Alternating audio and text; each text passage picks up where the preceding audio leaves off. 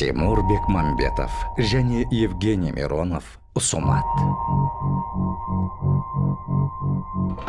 Біз кеше ғана орындалмас қиялдай болып көрінетін құбылыстың куәсі болып отырмыз. Шынайы оқиғаға құрылған.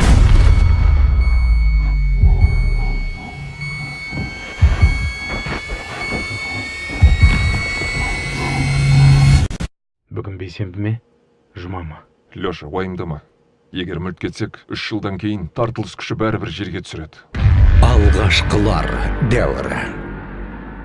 6 сәуірден 2D және 3D форматында.